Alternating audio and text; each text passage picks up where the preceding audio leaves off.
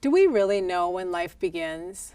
Some people think that it is a complete mystery, and therefore abortion should be allowed. They reason that a fetus is not a person, or is somehow not a real human being, or is just a potential life while in the mother's womb. But there are two problems with this kind of reasoning. First, even if it were true that we did not know when life had begun in the womb, that would be an argument against abortion. Imagine you go hunting with a friend, and the two of you become separated. You see some rustling in the bushes ahead, but you don't know if it's a deer or your friend. Would you shoot? That would be criminally reckless if you did, because there's a chance that behind that bush is a human life. In the same way, if there is a possibility that there is a human life in the womb, it would be reckless to kill that life.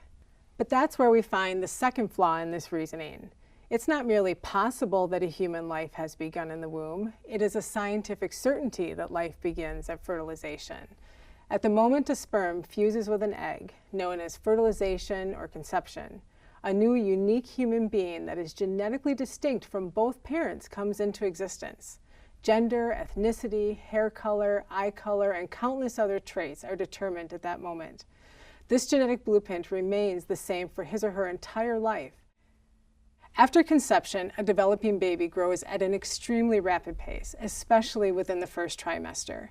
The baby's heart begins to beat in the 6th week of pregnancy, which is only a little over 3 weeks from the moment of conception. A new study found that the first heartbeat may occur even sooner, as early as the 5th week, which is about the same time a mother discovers she is pregnant. The baby's lungs and digestive system are also forming.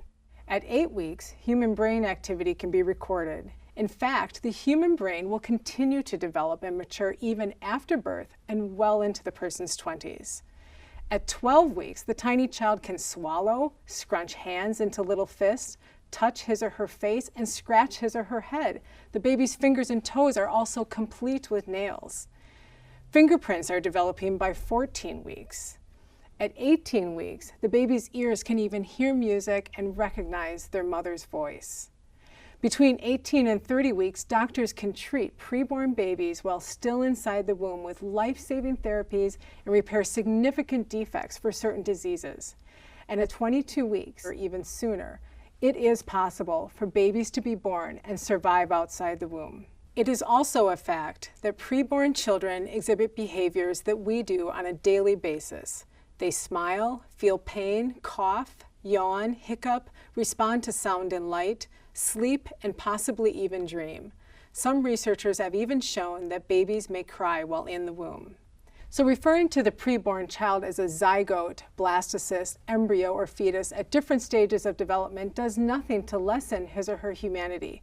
Those are just ways of referring to age, no different from the terms infant, toddler, adolescent, or adult. It is also false for some to call the preborn child a parasite or consider him or her as nothing more than a blob-like sea cucumber. First, parasites are different in species from their host, and if a fetus were a parasite, then the mother's immune system would attack it. Instead, the mother's body undergoes dramatic changes to specifically provide nourishment and nutrients to her child. Even pro-choice atheist philosopher Peter Singer admits that there is no doubt that from the first moments of its existence, an embryo conceived from human sperm and egg is a human being. And there are thousands of biology and embryology textbooks, modern DNA studies, medical dictionaries, science professors, and medical researchers that all confirm that life begins at fertilization. And every mother, like me, that has experienced pregnancy knows that with every kick and movement the baby makes, life is blooming for the child growing inside. So when does life begin? It is a scientific certainty that human life begins at the moment of conception. Therefore, every abortion kills an innocent human being. To suggest otherwise is to ignore the scientific facts and miss the miracle of life.